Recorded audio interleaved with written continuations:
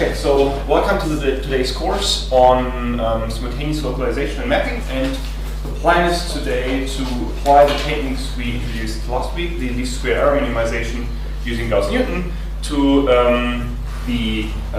use this to address the SLAM problem and come up with maximum likelihood estimate of the current configuration in terms of positions of the robot and potentially landmarks. Whereas we are going to look into the landmark case next week and do a slight variant today. So we are within the third main SLAM paradigm, graph-based SLAM. We've also introduced in a few seconds why this is often called graph-based SLAM and not SLAM using least squares or something like that. So graph-based SLAM is one of the most frequently used terms in this context. And the key idea is to use the error minimization approach we introduced, which is the squares approach, and it's one approach for computing a solution for an overdetermined system. That means we have more equations than unknown. In our situation here, the equations result from measurements or from odometry information, and the unknowns are the positions of the robot in the environment and potentially features. Positions of features in the environment. And the key idea of this approach is to have an error function and to try to find the minimum of this error function and minimize actually the squared error, so the sum of the squared errors of the individual terms in here. And these individual terms, as we'll introduce today, are error values that correspond to individual measurements or to individual movement of the robot, so odometry information. It's kind of a standard approach to a lot of problems, so in a lot of different disciplines. And today we look into kind of the application of this approach to the SLAM problem and what it imposes. So which of the structure can we exploit in the context of the SLAM problem in order to make this an efficient approach? Of course, if we, let's say, do this least square error minimization for very, very large problems, and we don't exploit certain properties that we have in the context of the SLAM problem, this problem can be computationally very, very demanding. And therefore it makes sense to exploit some of the properties, and one of the properties we're going to exploit in here is sparseness of the matrix. And we talked about sparseness already in the context of the sparse extended information filters a few weeks back, and we will exploit something similar in here in order to compute that efficiently. Okay, so why is it called graph-based SLAM? The reason for this is that the main visualization we can actually use is a graph to illustrate the problem. And so you can consider a robot that moves through the environment, and every point in time the robot models its own pose with a node. And those poses are here, these little triangles over here. So the robot carries out motion odometry, and therefore kind of creates a link, or an edge in that graph. And this edge can be seen as a spatial constraint. This constraint constrains the relative configuration of these poses. Of course, this information is uncertain, so affected by noise. And so if we know where this pose is, it doesn't mean we exactly know where this pose is, but we know approximately where it is. So it's kind of what results from the motion model. And also the motion model, although it's uncertain, imposes so-called a soft constraint to our system. So we have odometry information, and this odometry information gives me it's kind of like a list of nodes, or like a list in my a graph which kind of is degenerated into a list. However, if the robot moves through the environment and revisits parts of the environment, it can actually relate its current pose with poses where the robot has been before. And these relation is typically done based on measurements. I mean, for example, in this situation here, the robot observes the same part of the environment as it was observing when it was here, because these locations are spatially close, and therefore it can generate these so-called constraints or soft constraints from observations, which say, hey, this pose should be, for example, this pose over here should be 1 meter south of this pose, for example. He does this by relating the observations that it got at this location as well as at the location above in order to find these kind of soft constraints from the observations. So the difference in here is, in this kind of graph I'm using here, that there are no features involved. So you can formulate this graph. You can formulate this graph as well using features, but the formulation we use in here does not use features.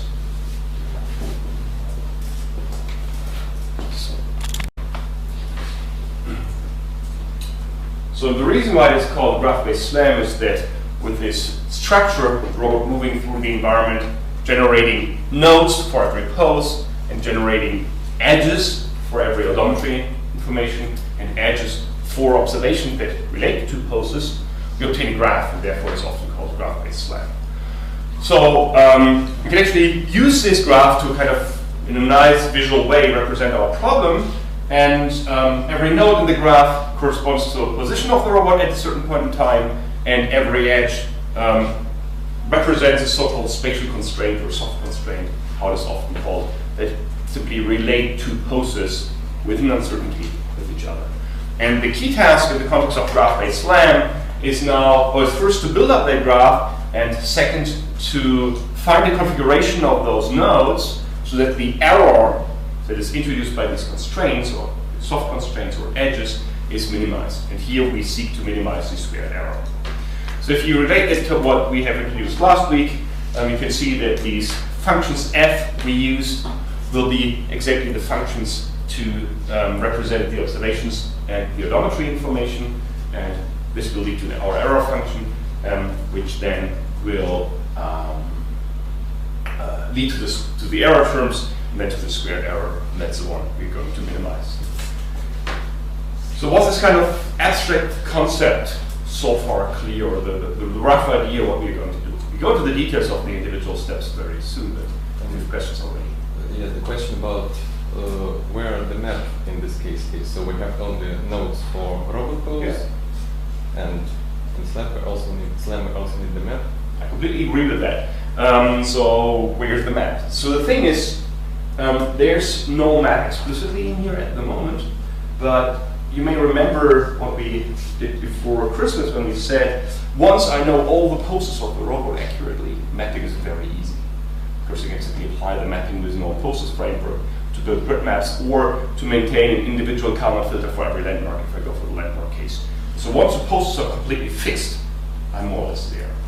So there are no. So you can in this graph you could also introduce those features as additional variables. It would be really no problem at all. Since I personally work a lot with grid maps, you can't really, you don't want to have that landmarks in there. And therefore we use this graph, which is often also referred to as a pose graph, because it only introduces poses and mathematically marginalizes all the features to come up with the poses, and then tries to estimate the position of the poses. And then you can recover a map from a grid map. It's very easy. It's exactly the mapping with no poses I would need to use before. So if you go for the feature case, you will typically or often leave those features in here. We will do the feature case actually next week, so you will see both sides here. Any further questions about that? Okay. So how does this look like in practice? So we said every node corresponds to the pose where the robot has been during the data acquisition, and so if you go for laser-based SLAM, you can actually also store the raw measurement in that node. So to in this graph, to every node, a pointer to a data structure, and this data structure also stores the laser measurement. What I then can do, if I have a configuration of those nodes, I can actually do mapping with node poses using the poses of the graph and the laser measurements associated to these individual nodes and render a map. And if I do that from raw odometry information from a kind of rather large map, I will end up with a map which looks like this.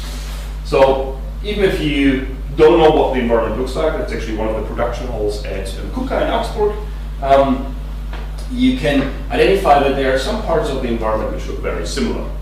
In reality, these parts of the environment are exactly the same place. It's just the odometry information of the robot was so noisy that that it created kind of the same room, because the robot wasn't that room twice, it created these rooms at two different positions in the map, although in reality they refer to exactly the same pose.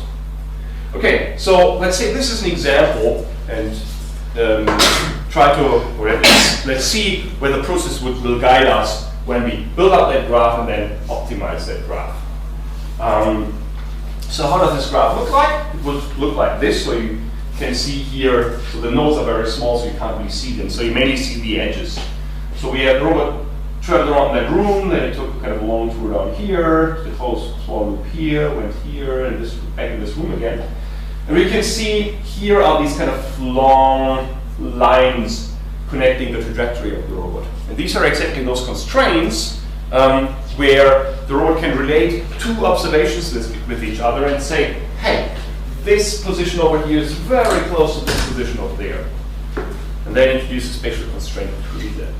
And so for those, so with all these edges, there's a relative transformation associated to these edges, which tells us node number I should be relative to node number j. Let's say it should be 1 meter apart.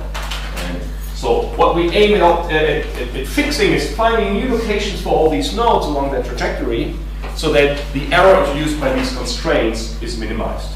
Yes, please. So the constraints are done by finding correspondences between nodes. Yes, so based on the laser data.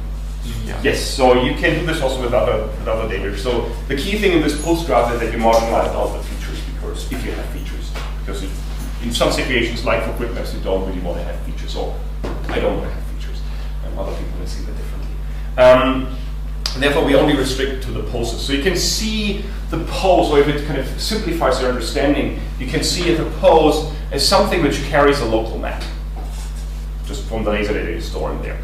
And then you can simply say, I have a node here and a second node here, and they look into their local maps, and if their local maps looks very, very similar or identical, it's very likely that they actually refer to the same place. And then you can create, by matching these two maps, you can actually generate one of those constraints. And that's exactly what these constraints do.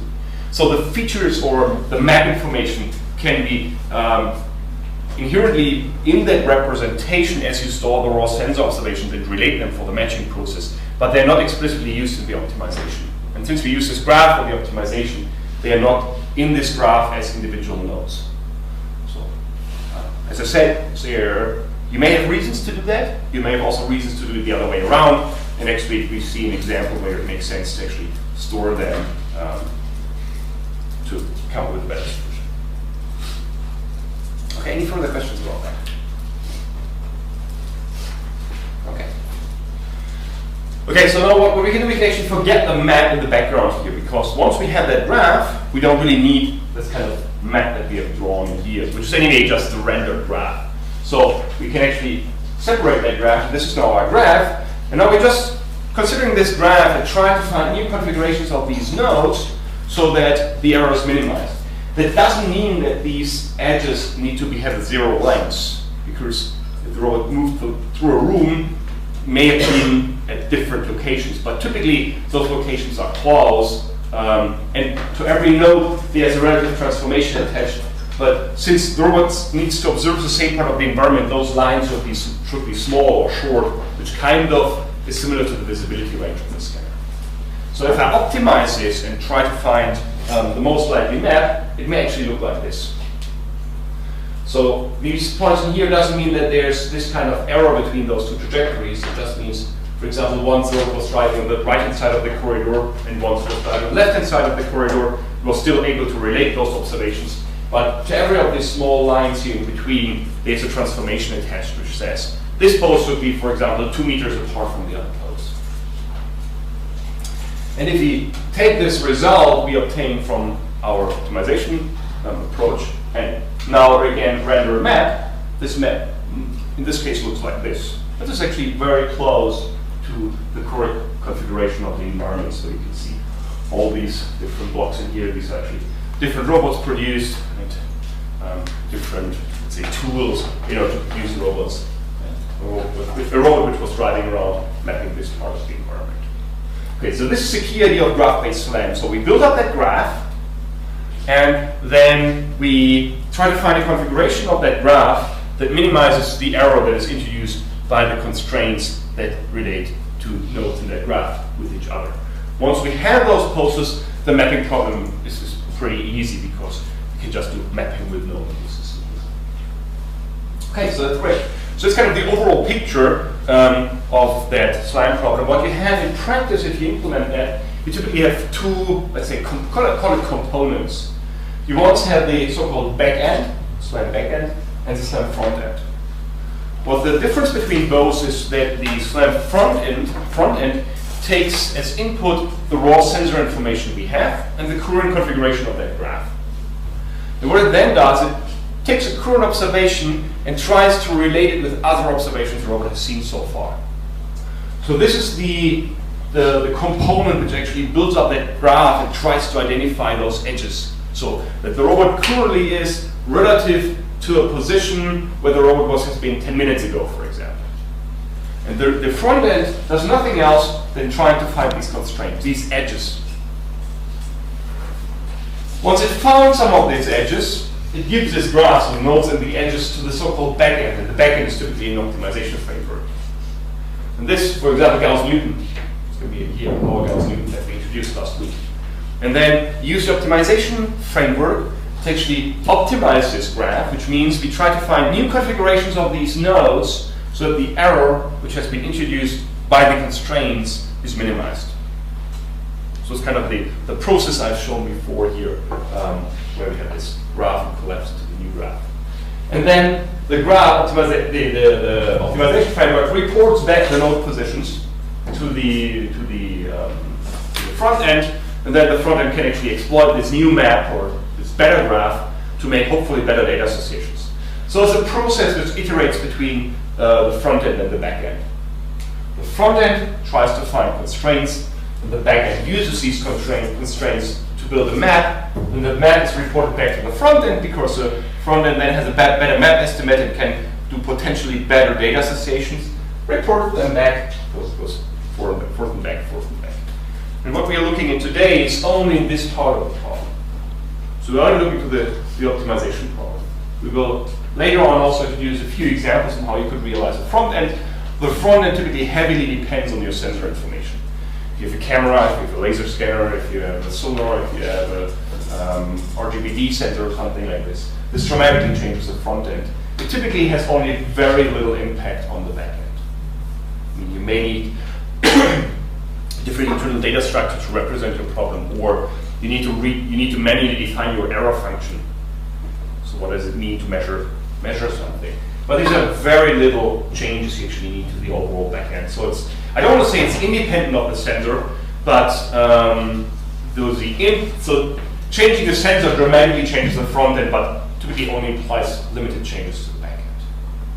Depending on the assumptions you do about, let's say, visibility range or the information you can extract from your sensor data, you may need to change also something in here, but the majority of changes will happen in the front end. So today, we are looking into the back end.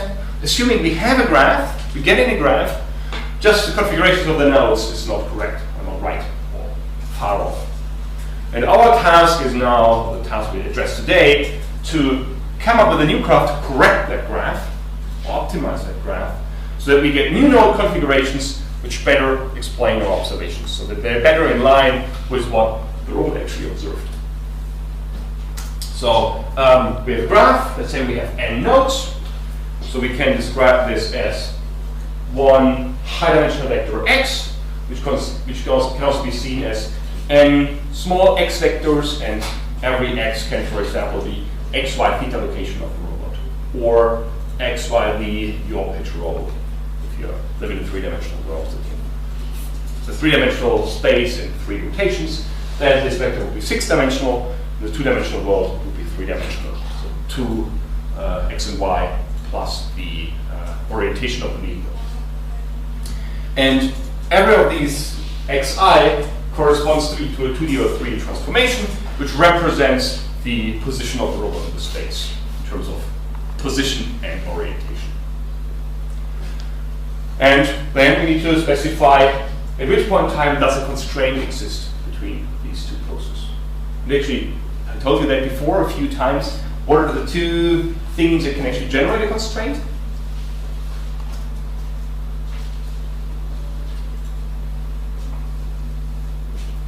Odometry and sensor measurement? Exactly. So odometry is the first thing, and sensor measurements that observes the same place.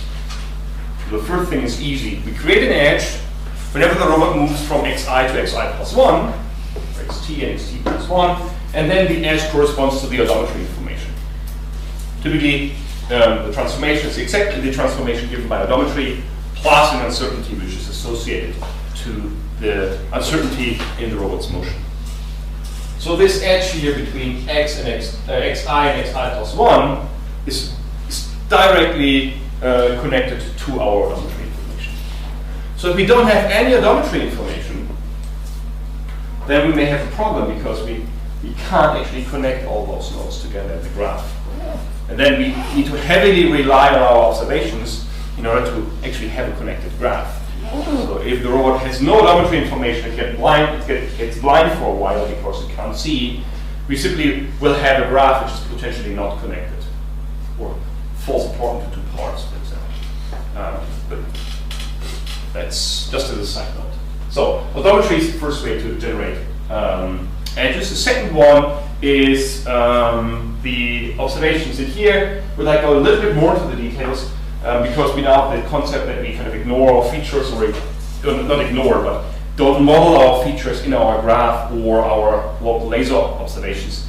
Instead, what we do is we actually relate two poses with each other, and we do that by introducing a so-called virtual measurement. This virtual measurement is something that we don't really observe. In a sense, it's not a measurement connected to one specific sensor. Just that we use two sensors to observe the same part of the environment. Say a camera image taken from here and a camera image taken potentially from here. We observe the same part of the scene, and based on that, we can say, hey, now I know that this camera needs to be located relative to this camera, exactly, let's say 1 meter apart, and slight change in the orientation. This is called a virtual sensor measurement because this camera hasn't measured the position of the other camera.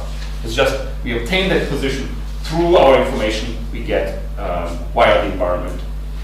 So, for example, if you go back to the laser example, this is the pose xi, and this is, for example, the map obtained from rendering a local map given the sensor observation. So here was a laser scanner which was scanning, let's say, this part of the environment here, and obtained this map, this local map. And we have a very similar situation for xj.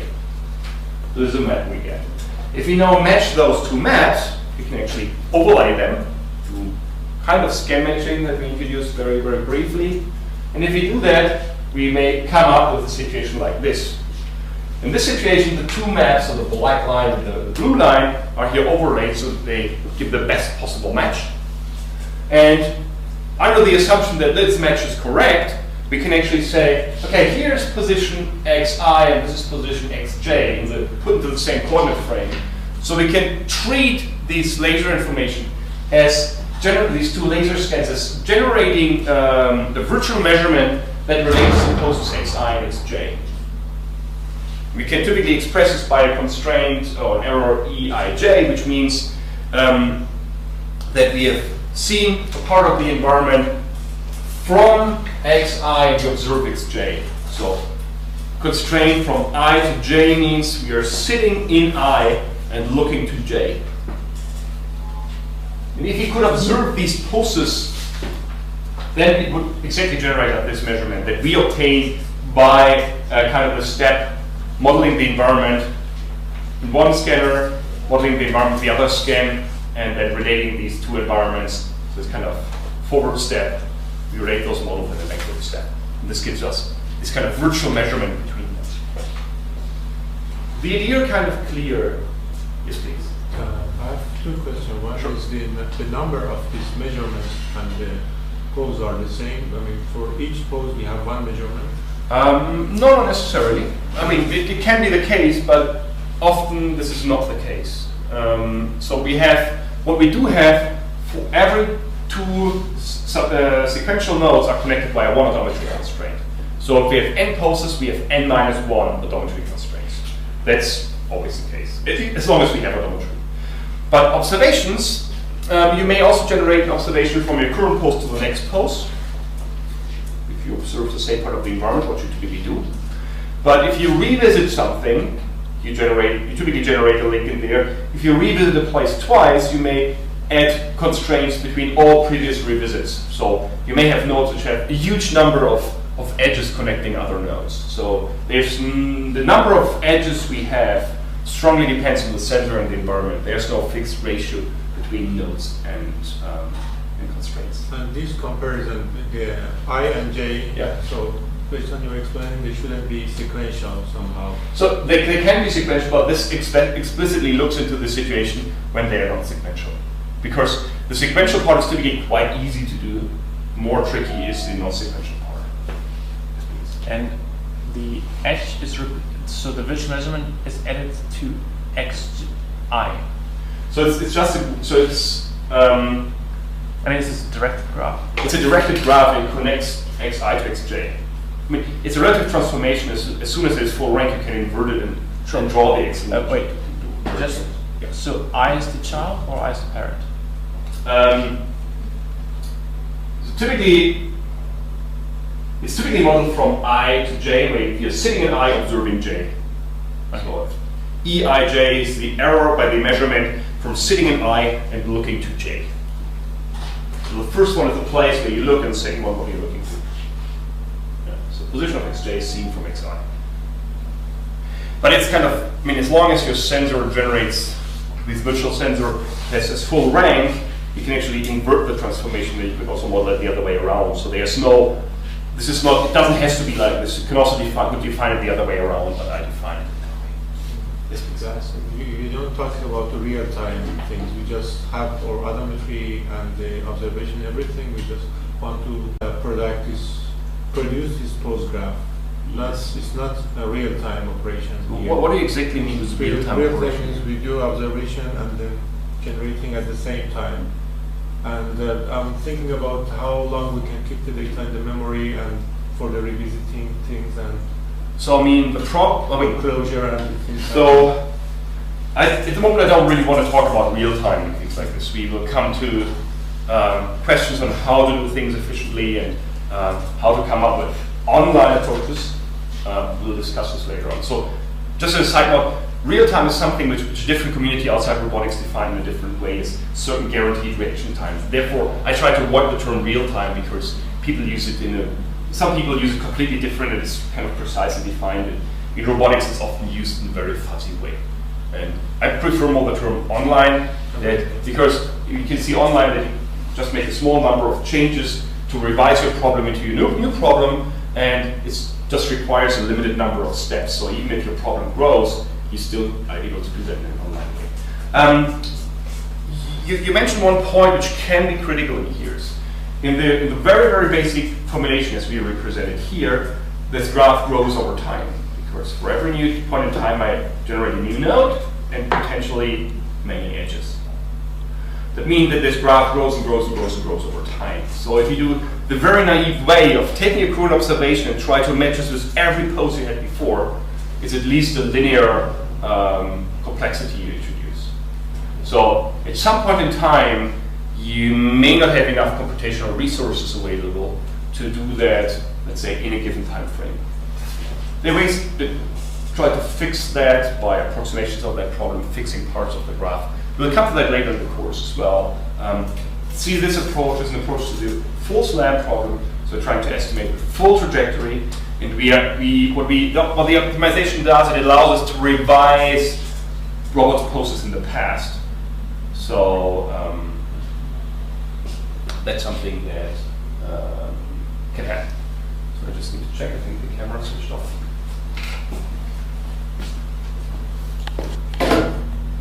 No, it's actually recording.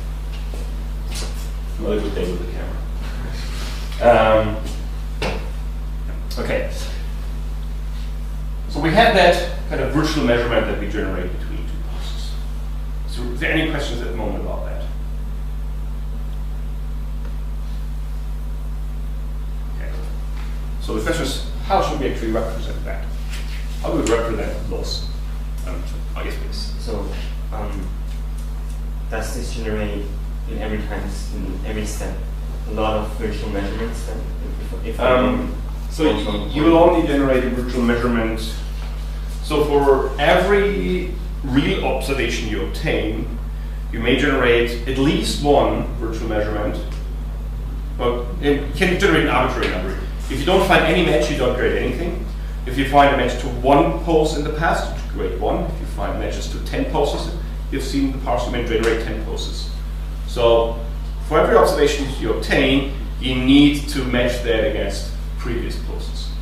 Of course, you can actually restrict your search. So typically, you don't have to search the full graph. There are ways for doing this in a much more efficient way. For example, by considering the uncertainty which is associated to all those nodes, you may say, I just consider those area which is in the 99% probability area where I'm in, which dramatically restricts your search space. So you typically don't match everything against everything, but in theory, the naive approach is does this answer the question? Okay. So how do we represent that thing? There are, of course, different ways for representing transformations, and one way you can do that, which I kind of often like, are homogeneous coordinates. And because the nice thing is they allow you to model rotations as well as translations in a unified framework, just as a matrix.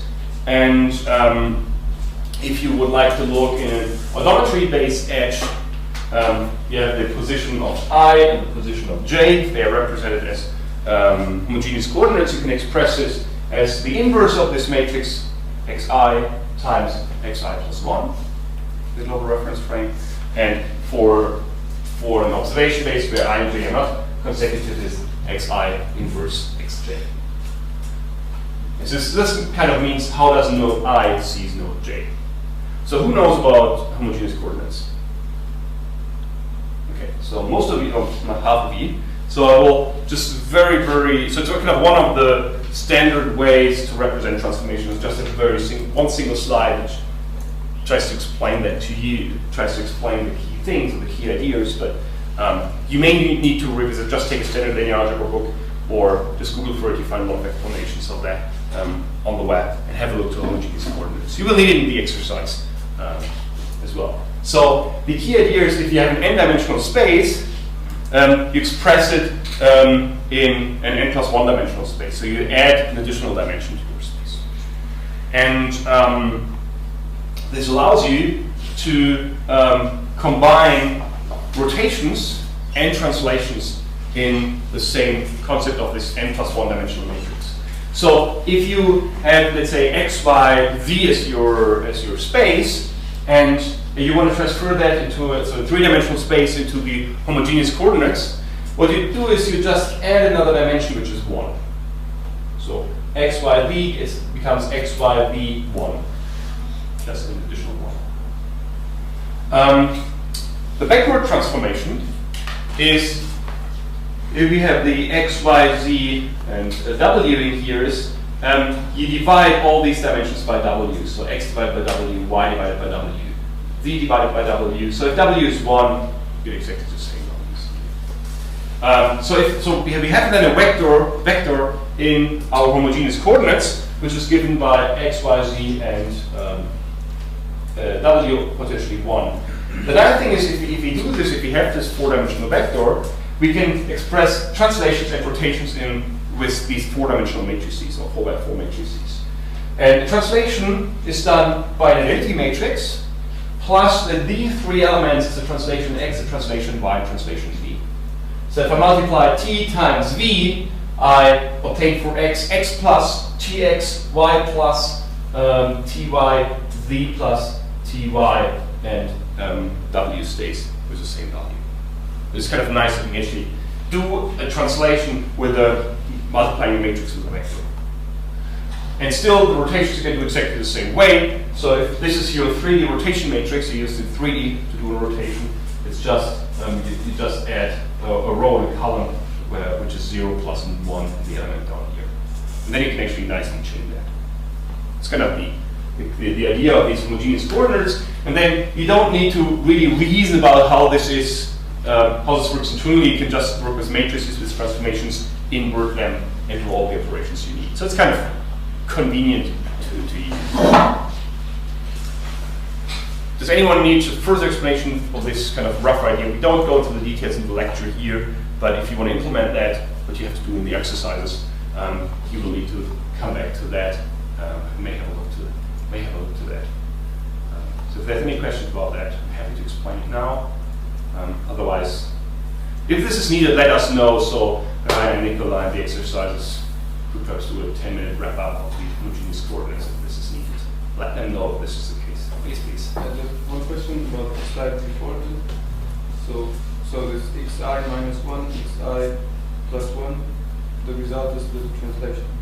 So it's a relative movement, how to move from xi to xj. Okay. So this kind of, you can see this represent the position, so without the inverse, represents the position of node I, and this represents the position of node I plus 1. What you do is you do the inverse transformation, so not how to come from the origin to xi, but how to go from xi back to the origin, and then how to go from the origin to xi plus 1.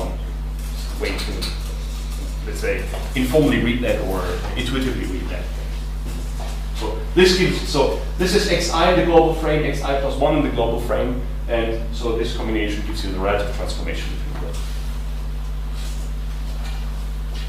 Any further questions on that?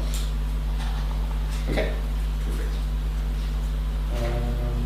Okay, so we talked about these kind of transformations right now at the moment in a way that if they were not noisy, so not affected by noise, but this, as you know, is not the case.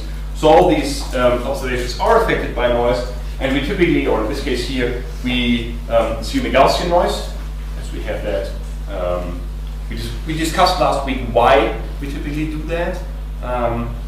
Because if we use a Gaussian noise, or every distribution is Gaussian, what does this imply or allow us to do? So if we choose as our noise distribution Gaussians and assume everything to be Gaussian, sorry, you use least squares? we use least squares, but what does it impose to the solution of the least squares problem? Least squares is optimal if you really have a Gaussian process. So the solution of the least squares obtains the mean estimate for this full Gaussian distribution. So there's a direct connection between this optimization framework and probability theory if we use the Gaussian distributions. Okay, so we have our information matrix, omega ij, that models the uncertainty of an edge. And so the bigger that is, the more this constraint matters in the optimization. There's kind of a scaling factor in our optimization. So just kind of two questions. What does the information matrix look like in case of scan matching versus odometry? How you would compare them?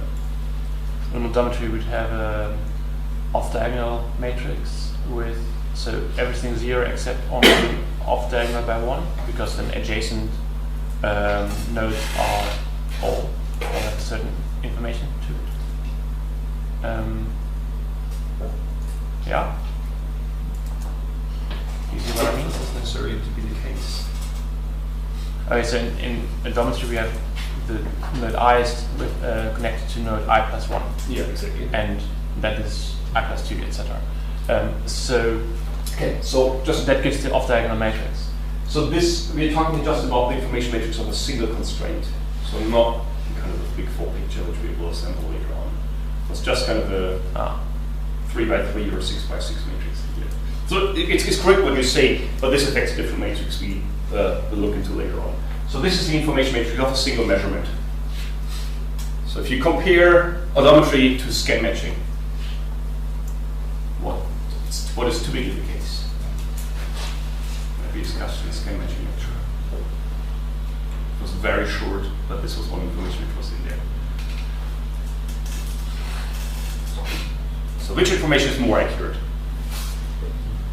Scan matching. Typically, scan matching is more accurate. What does this imply for the information matrix? Information matrix is the inverse of the covariance matrix, and so the uncertainty is less here, and So, I didn't got the last one. Uncertainty is this. Yeah. And What does it suppose? Well, in the information metrics, the values will be bigger for the scan matching than for the odometry. Exactly. So the determinant would be bigger, or the individual values are typically larger for scan matching because they're more certain. It matters more in the optimization because we are more certain about the scan matching constraint typically compared to odometry.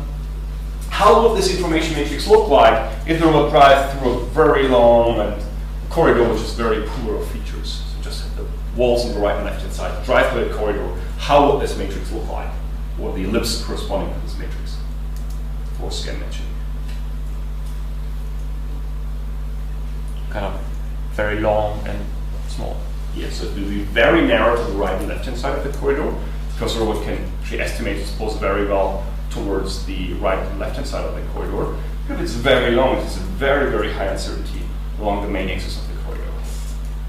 What about odometry?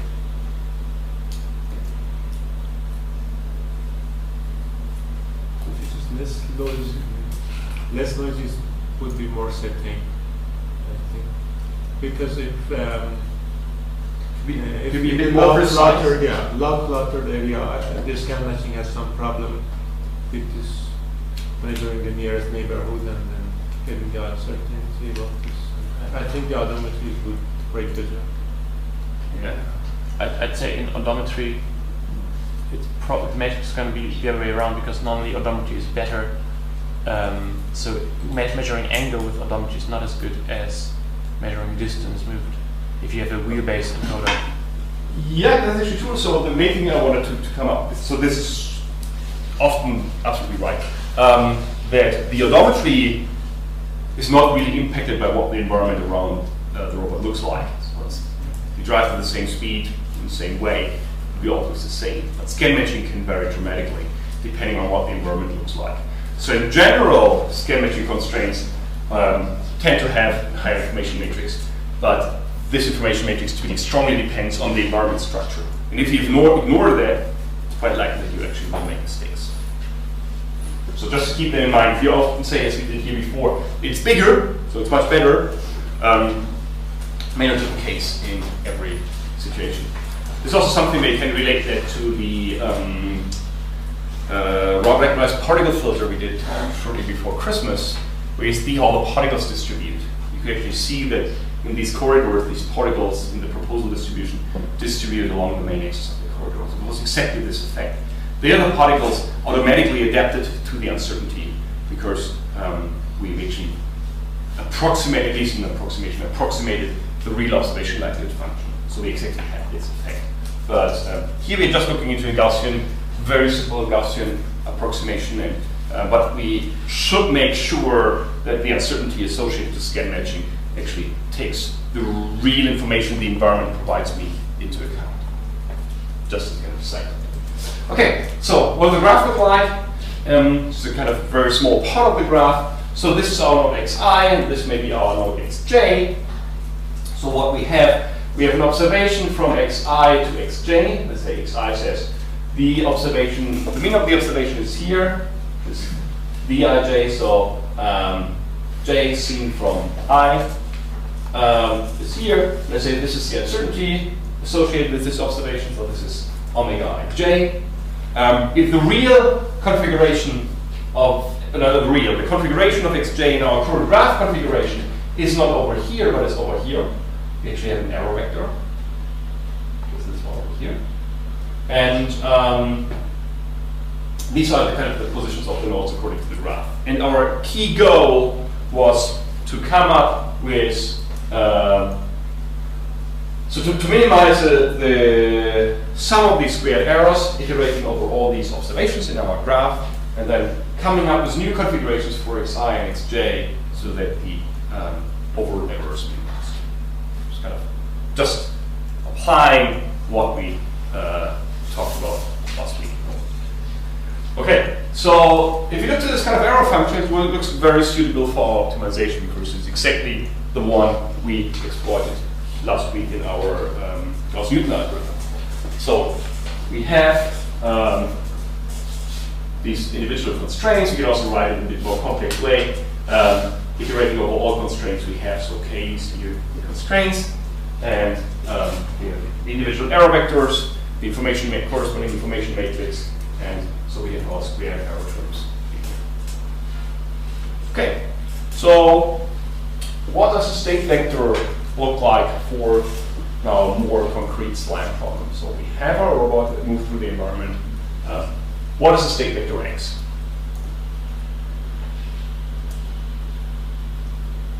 It's it's made up of each position of the robot. Mm-hmm. So that would be 3D, 6D, 2D, whatever.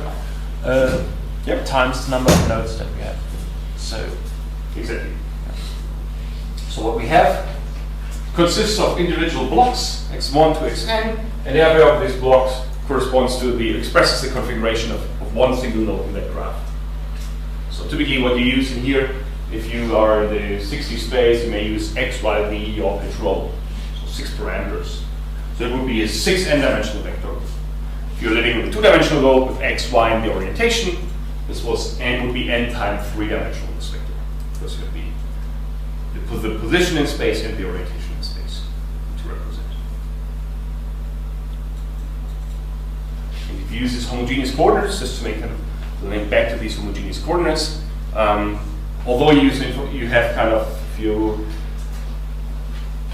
you have a full matrix, most of these elements in this matrix depend, or they only depend on these 6 values. So you have x, y, z, and you have 3 parameters for the rotation matrix. So the overall matrix will show more parameters. They depend on each other. So it's just a 6-dimensional problem for every node. Okay. How the error function would look like?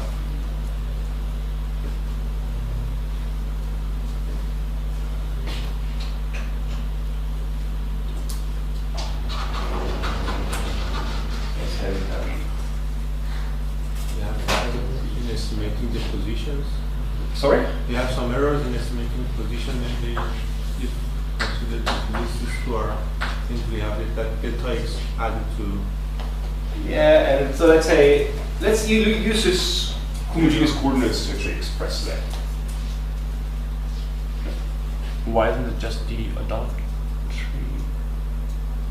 Oh wait, of the information matrix we should take. So we're not talking about the information matrix at the moment. We just use this, the arrow vector. How does the arrow vector look like between node I and node j? for odometry or for Doesn't matter. scan measure. You can express this in a way that doesn't really matter.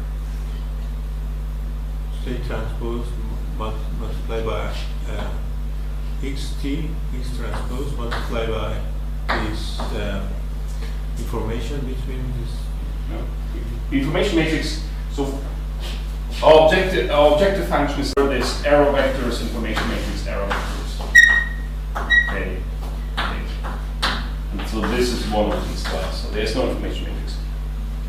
Should be something like just a difference between 2 points and like so we'll always have kind of an estimated position and the real position.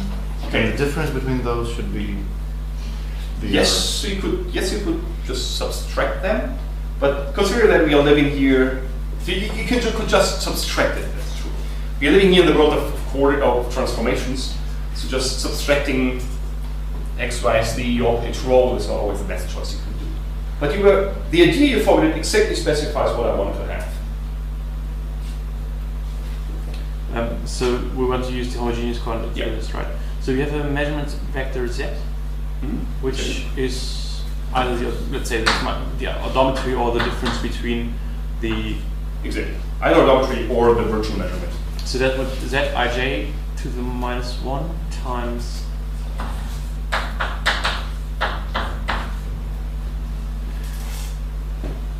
And now if you use differences, but that we can't do. We can look at one point from another, like xj minus 1 xi. How exactly? Should be xj minus 1 xi. you have the inverse already here, so let's do that. It's better to do the other way around. I minus 1, that's j.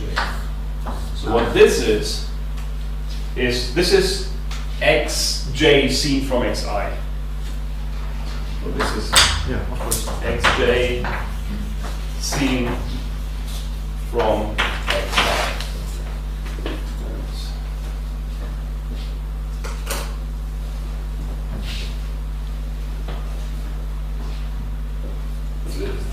This part. And this part is the, so that ij would also be zj really observed from xi, but we inverted it. So this is xi as observed from xj. This is because you have the inverse. If I would do just that, ij, it would be xj as observed from xi.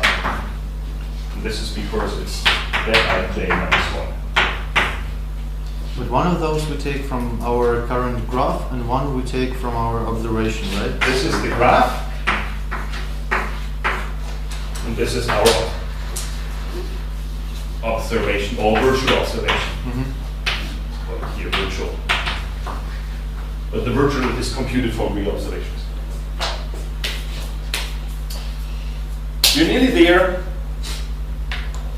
The only thing, so this gives us now a matrix in homogeneous coordinates which specifies the error, and then we actually have to map that into away from the homogeneous coordinates to our original space. So, well, just a function f which does that for us. Just as a map between the. Why are we not keeping everything in homogeneous coordinates? Because so if you would have a homogeneous coordinate, a homogeneous matrix, you would have to specify all individual elements of this homogeneous matrix, of this matrix in homogeneous coordinates, and add these parameters to your state space. So you have more parameters. So the matrix has more variables than actually degree of freedom. So when you optimize that, you may end up in configurations which do not properly correspond to the homogeneous coordinate anymore. So you want to go back to your minimal representation for your optimization. It was kind of a side note.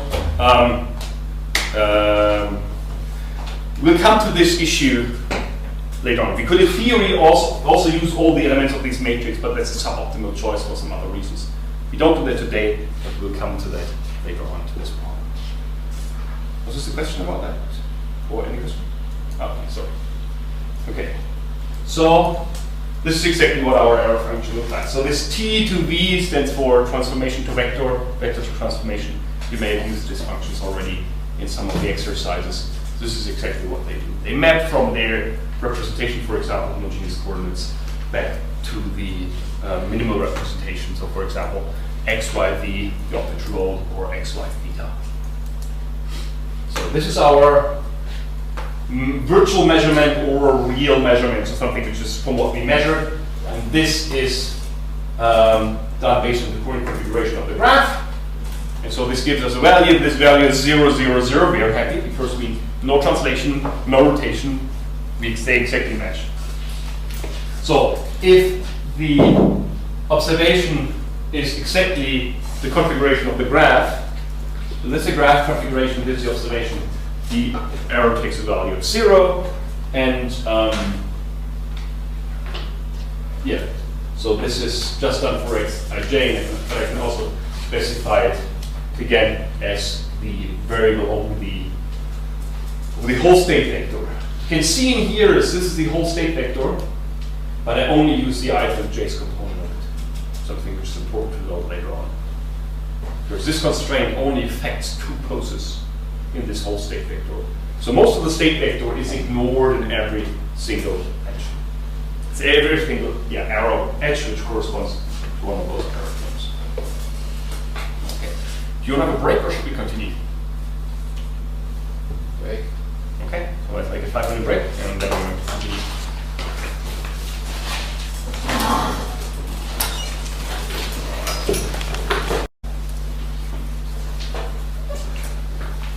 Okay, so we we are now continuing with the Gaussian algorithm. This is a very, very brief one-slide repetition, few slide repetition. Of course, we're going to apply that now to our concrete solution of this land problem. The first thing we need to do, we need to define our error functions. We need to specify what our error function is. That's actually what we just did. Specified how we measure an error. Then what we need to do the next step is to linearize our error function, or error vector. And then we do that by doing a Taylor expansion, so we need to compute the corresponding Jacobian. And then we come up with our squared error function. We then compute, again with the first derivative set it to 0. This leads to a linear system, which we're going to solve. And then this solution of the linear system gives us an update for our state. So how do we need to change x in order to be closer to the optimum, and then we iterate this procedure until convergence. Okay, so let's go to the details. We specified our error function, so we need to linearize it. So we had our error function eij, written as x plus delta x, where this was a linearization point, and this is kind of a small deviation from this linearization point. So we end up having here the Jacobian. The Jacobian is a matrix consisting of the individual partial derivatives of the error vector 2x. So the question is here, you still have in mind how our error function looked like. So it was, for those who forgot it, put it back to the blackboard, that I j to the power of -1 x I power of -1 x j. And then the whole thing in kind of transformation to vector error. That was our error function.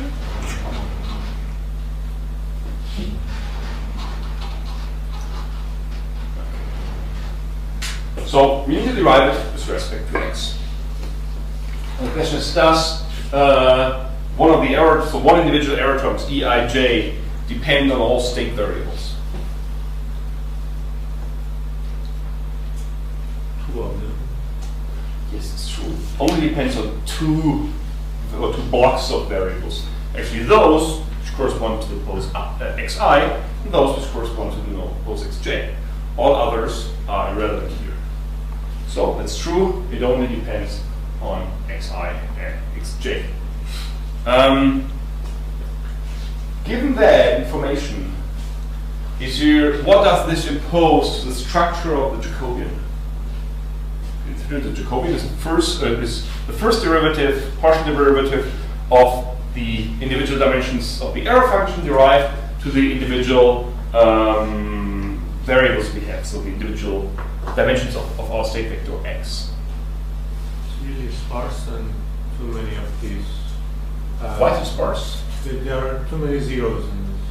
What do you mean with too many zeros? So it's right that as the error function only depends on block on xi and xj, the partial derivatives towards all other variables lead to elements which are 0. So they're just two blocks which are non-zero in a Jacobian for one specific error term. So it would look like that. So the partial derivative of this Jacobian of the constraint connecting the nodes I and j, so eij, towards x, leads to zeros anywhere except the i's block and the j's block.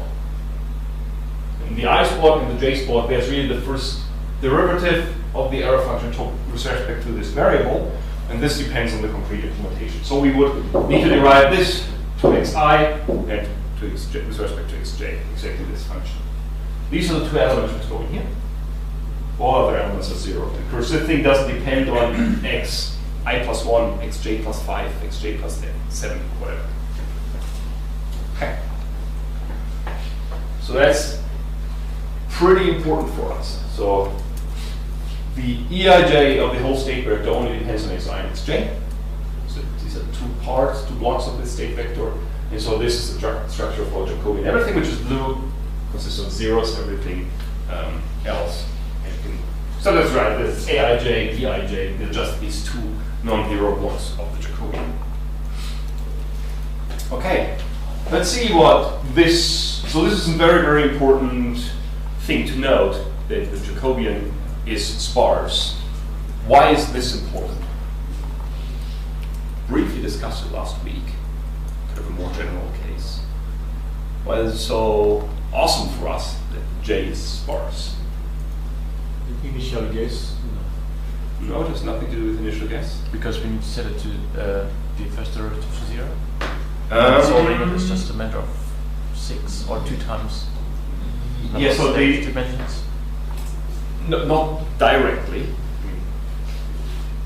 It's correct, and because we need to set it to 0, although we don't set the Jacobian here directly to 0 because it's just one of those blocks, they contribute to the matrix which we use to represent our linear system as a sum of elements of the Jacobian multiplied with the information matrix. As a result, if these are all 0, the matrices we add up are basically 0 everywhere except of very, very few positions.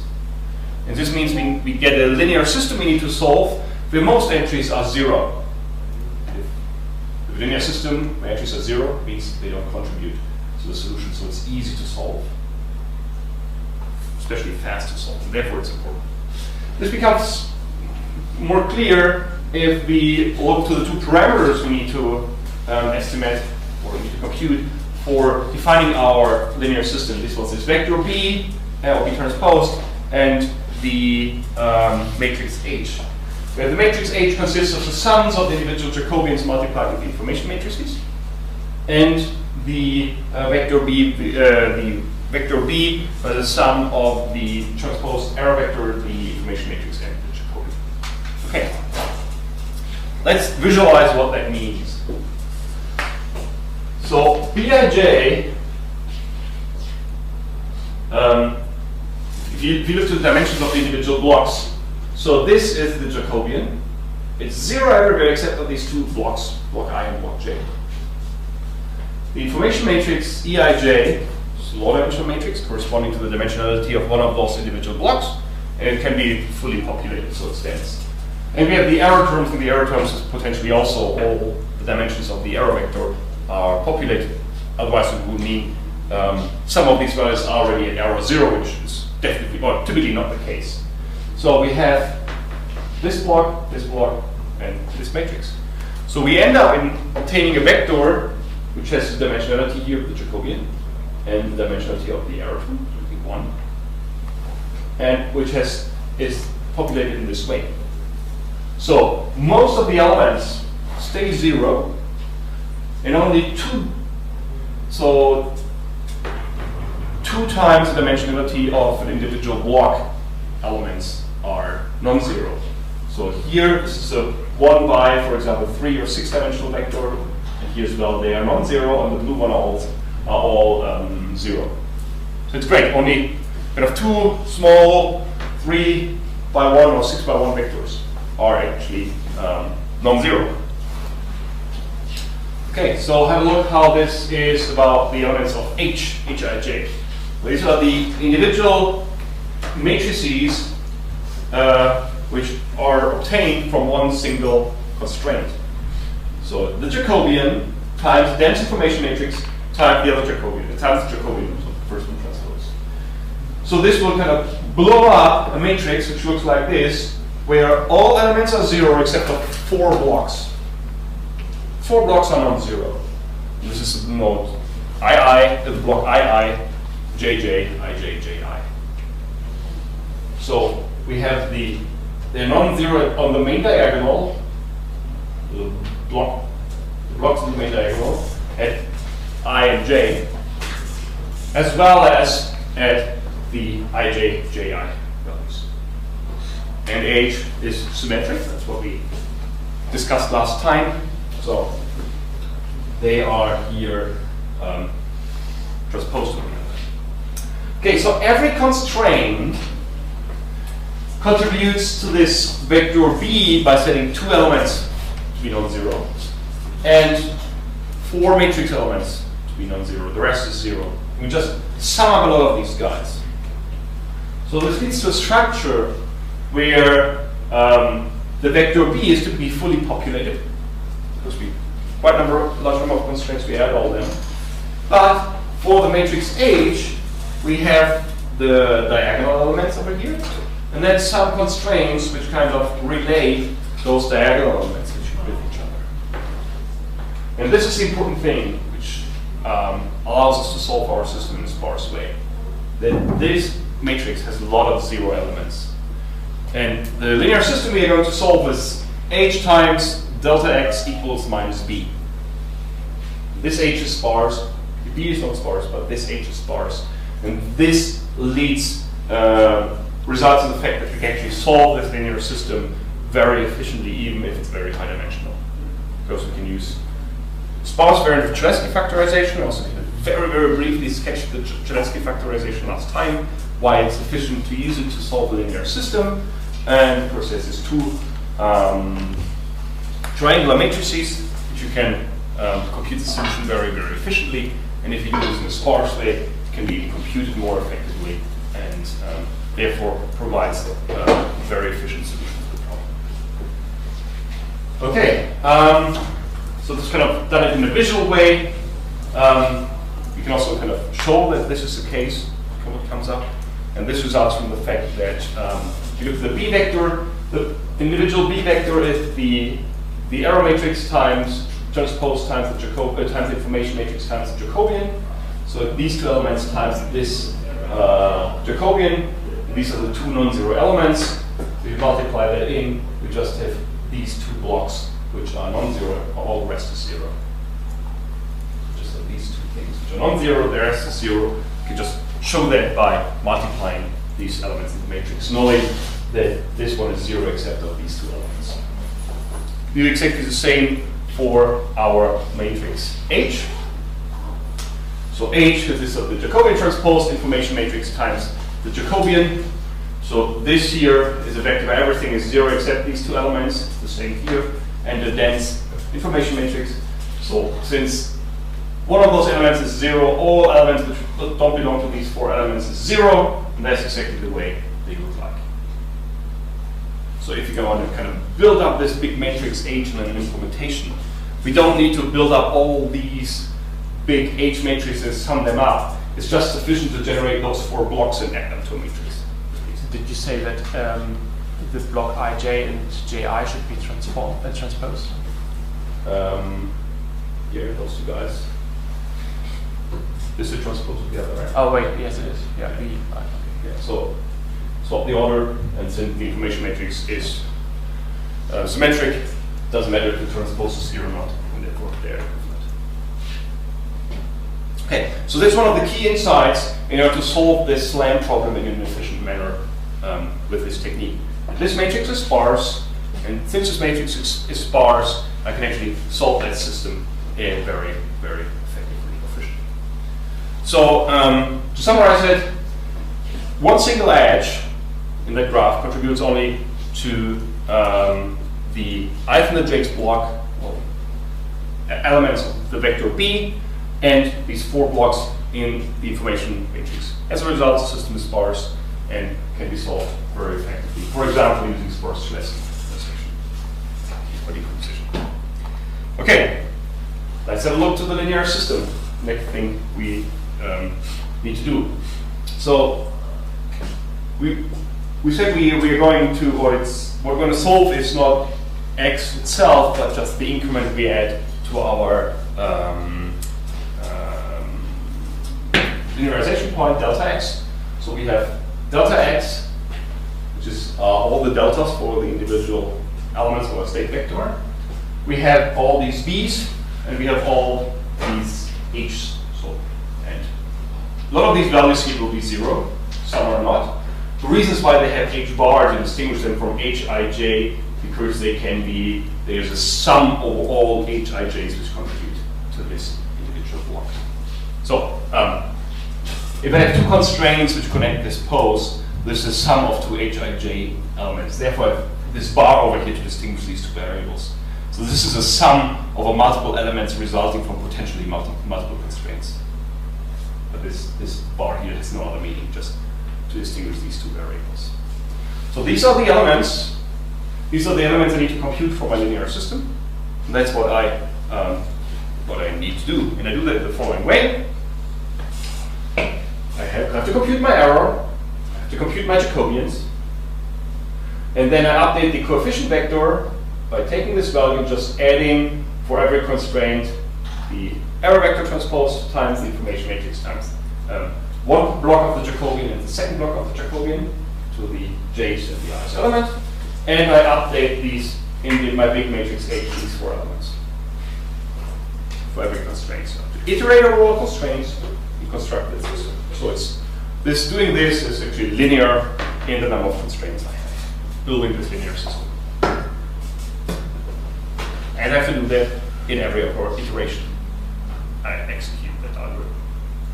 Okay, so the overall algorithm can be written in a very simple way. I have to optimize while my system hasn't converged. It means, for example, I have no changes in my auto updates, in my so delta x I obtains are very, very small. Maybe one reason to avoid the optimization. What I do, I compute the parameters h and b. It's a function built in a system. And then I have delta x equals solve sparse. Means just should use a sparse technique to do that. Otherwise, it's very inefficient. Of h times delta x equals minus b. Then I obtain the best increment given the approximations I did. I update that, and I do that until I'm done. That's actually what the algorithm looks like. So it's actually one of the homework. You have more than 1 week for doing that. I think up to the 4th of February to build up this whole optimization system that we discussed in here, so you can actually have an optimization engine in the end that you can use to very, very effectively solve these kind of problems. I just want to start with just want to make a small example on the blackboard and illustrate so just again illustrate a concrete example what happens, and also what the problem is that we may encounter if we do exactly what we have done so far, because you see that it doesn't really work out, and then try to understand what the problem was and actually solve that. So consider we have a very, very, very simplistic graph. It just consists of 3 nodes, x1, x2, and x3. And in reality, they are 1 meter away from each other. So we're living here in a very easy linear world, no noticeable angles, nothing in there. And so in reality, this is the coordinate post 0, 1, and 2. So nice one-dimensional problem. Okay, so let's see how this works out. So let's say we have the initial guess, which says they are all 0. So my x is 0, 0, 0. So this corresponds to x1, x2, and x3. Now I want to go through the individual steps of the algorithm and show how that works. So we have, again, an error function which is, since we're living in a 1D linear world, which is easier than we had it before, so I have an observation which directly observes how x1, for example, sees x2, and I just need to subtract that from where they are in reality, so it is x j minus xi. Xj minus xi, this is my error function, very easy, simple error function. Let's say I have 2 observations, that 1, 2, so how they see each other, and that 2, 3, how 2 and 3 sees each other. And they assume our observations are perfect, and so they both report they are 1 meter apart from each other. As a result of that, I have 2 values for my error function. J. I have an error 1, 2, which I need to compute in the current iteration. What is the error 1, 2?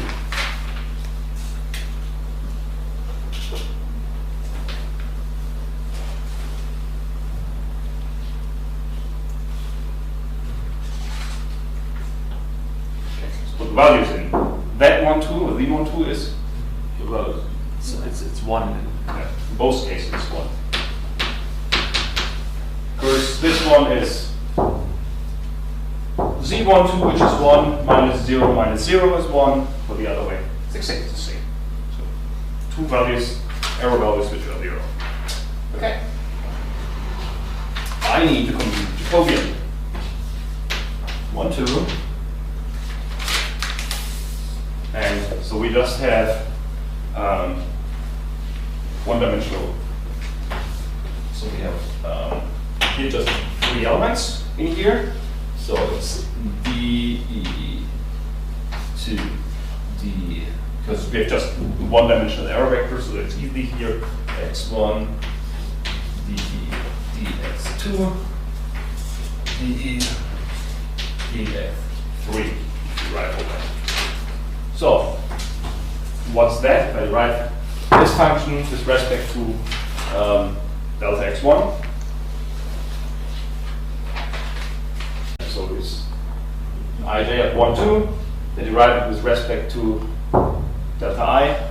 This turns into y minus. So there's a minus, but there's a minus there. So that's 1. First, this is that ij minus xj plus xi. But derive it to xi, I get 1 in here. So this is 1. If I derive with respect to x2, minus 1, and 2. How is that for Jacobian to 3? If I derive it with respect to x1, 0, with respect to x2, 2. The 1. 1, and Minus 1. minus 1. Yeah. Okay, so I have my Jacobian. Well, the next thing I need to do is B's and H, the linear system. B is B12 plus B23, which turns into what? So, as a reminder, B was haven't specified the information matrices. This used in this example. This is 1, 2, 3, and this is 0.5. Because one is more accurate than the other. They are one-dimensional, so it won't be a problem in here. Okay, what do we get here? So let's go for the first one. The error E12 times the information matrix 1, 2 times Jacobian. The error E12 is 1. The information matrix is also 1 times 1 times the Jacobian.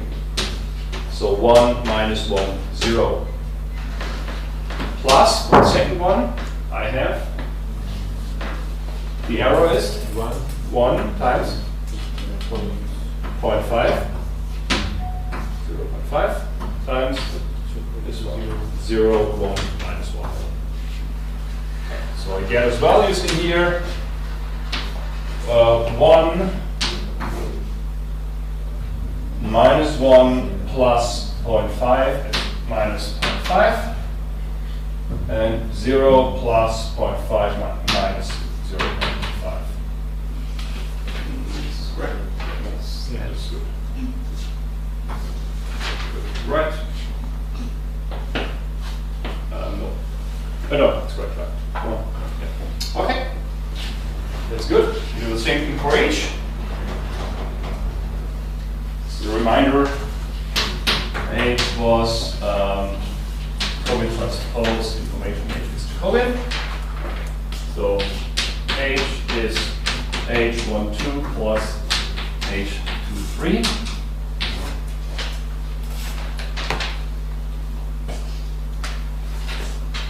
How many dimensions does this matrix have? 3 by 3. 3 by 3, because the Jacobian is three-dimensional vector in our case. Okay, so what do I get in here? Write it down. 1 minus 1, 0 times 1 times 1 minus 1, 0. First one, H11, and the second one is H12. sorry. H12. I have H1. What's the next thing I get in here? Jacobian. 0, 1 minus 0, 1 minus 1 times 0.5 times 0, 1 minus 1.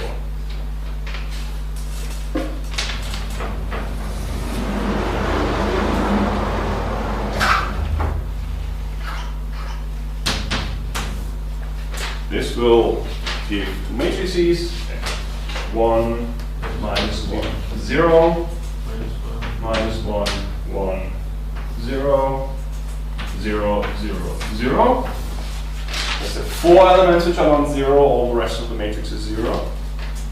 Plus, what do we get? 0 for first round. 0, 0, 0, 0, 0, and 0.5, 0.5. Yeah. Minus. minus, so that's a symmetric.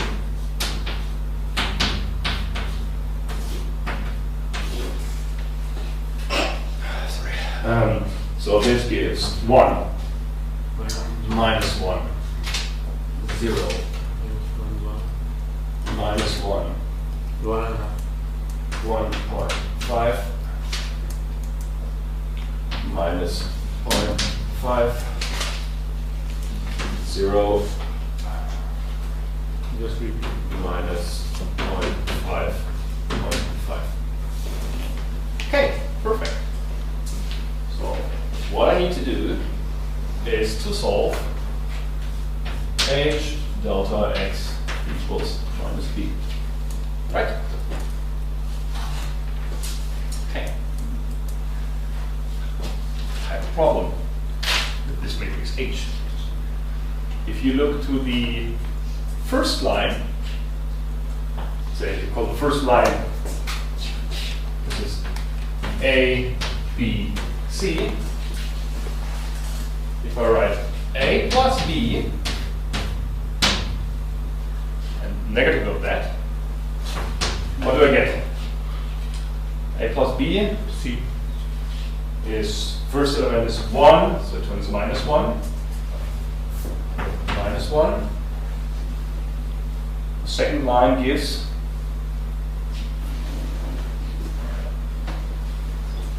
minus 1, minus 0.5 times minus 1 gives 1.5. And 0 plus 0.5 times minus 1, this value, which is B. Mean A Let's plus see. C. C. Sorry. No, other way around. No, A plus C. A plus A plus C. C. A plus C gives me B. What does this mean? Well, the matrix is underdefined, or the linear system is underdefined. Yeah, so we have. So the problem we have is that the matrix doesn't have full rank. Determinant is 0, so we can't solve, or can't exactly solve the linear system. We don't get one solution. But I mean, this is symptomatic because we have, that's how you set up the system, right? Because you have two sensor measurements, and you're relating one to the other, So if one, we have the measurement 1, 2, and 2, 3, but we don't know the direction in which, or do we? The direction is not the issue, but you made a perfect point with that. So we have a structural problem here because the constraints only tell us, so we have the direction here because they are good. So plus 1, otherwise it's minus 1. Yeah. But we only have relative constraints. So we perfectly know the relative configuration of these guys, but we have no idea about where they lie in our reference system. So we can kind of move them around wherever we want to, and that's exactly the freedom we get from that linear system. So whatever, even if we would have hundreds of measurements measuring each other, these variables, we can only determine that up to the center of the coordinate frame or to some coordinate frame. So we can, however, the good thing is we can very, very easily fix that. Obviously set the first node to Set the first one to 0. That's the best example for doing that. And we can actually do that. How do we do that? How do we fix the first one to 0? back to Jacobian 0. So we could eliminate a row and a column from the matrix. That's one way. The other way, which is more intuitive, therefore I like it, we just add a constraint. Simply say x1 should be 0. And this is just by adding a single constraint. So adding to our H matrix, our new H matrix is the old H matrix we had, plus a constraint which looks like this.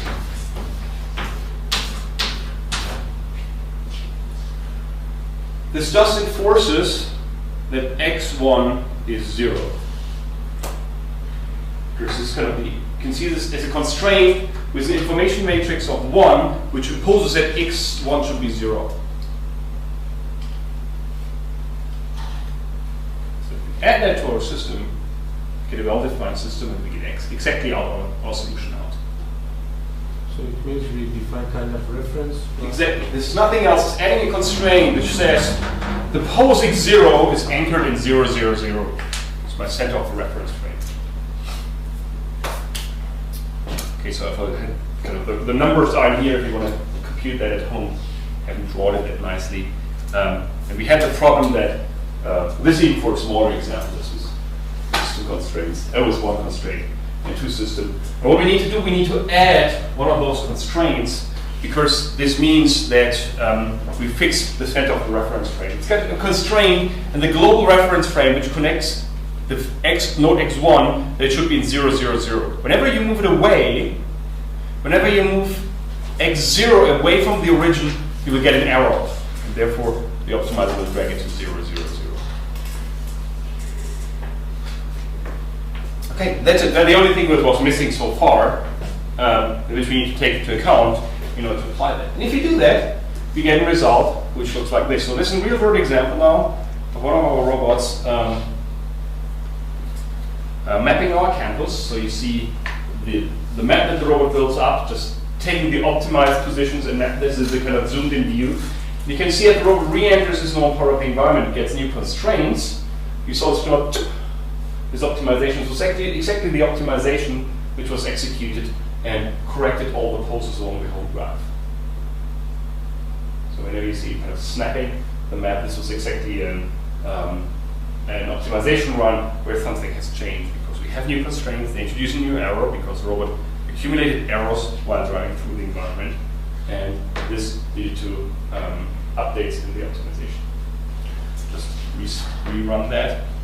And it was only at the beginning when you close the look the first time you see the biggest corrections. Otherwise, the system gets stiffer, the updates get smaller. So it happens very soon. The robot re-enters here, first makes sure it's correctly localized, and then you see that the map actually snaps and gets optimized. And whenever you kind of close a loop, you will have these corrections, but while the robot moves through the environment, the graph gets stiffer and stiffer and stiffer. The configurations gets more certain, and therefore the updates turn to be smaller.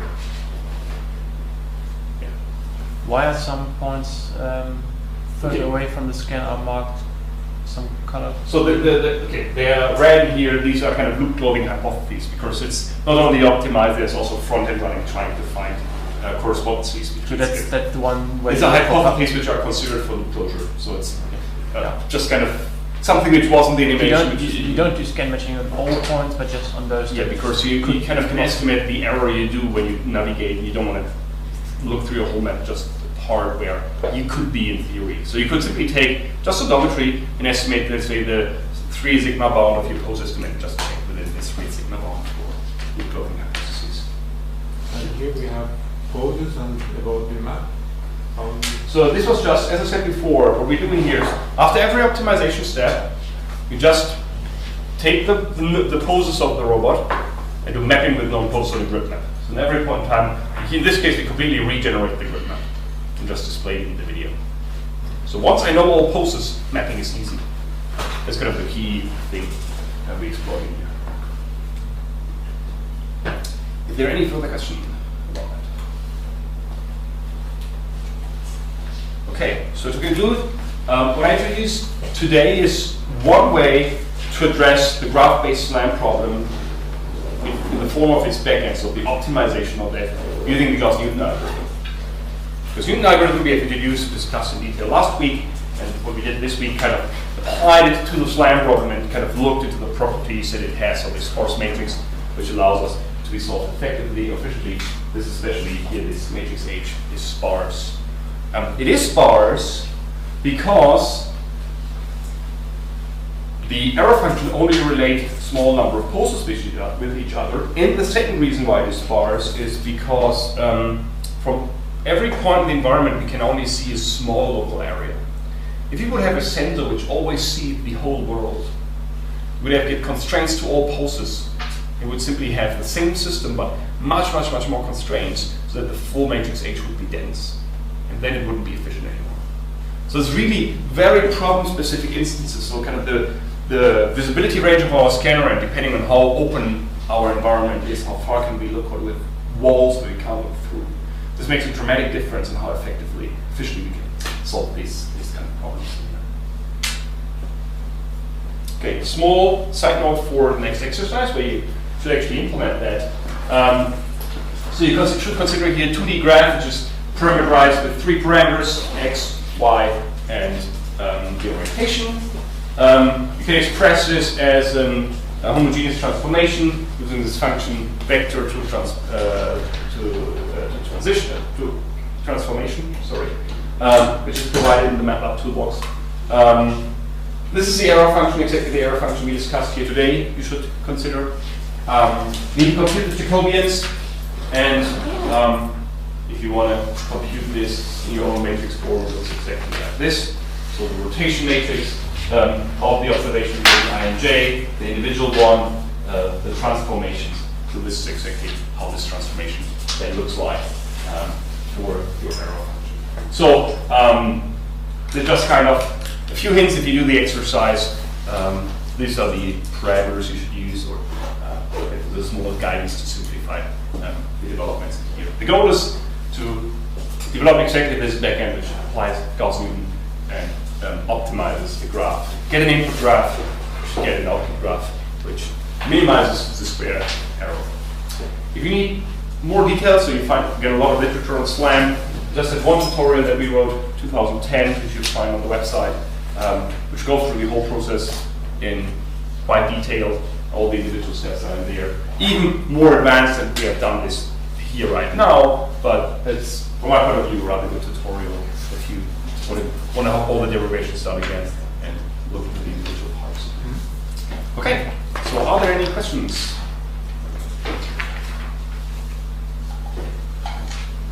Okay, so then thank you very much and see you next week. Thanks.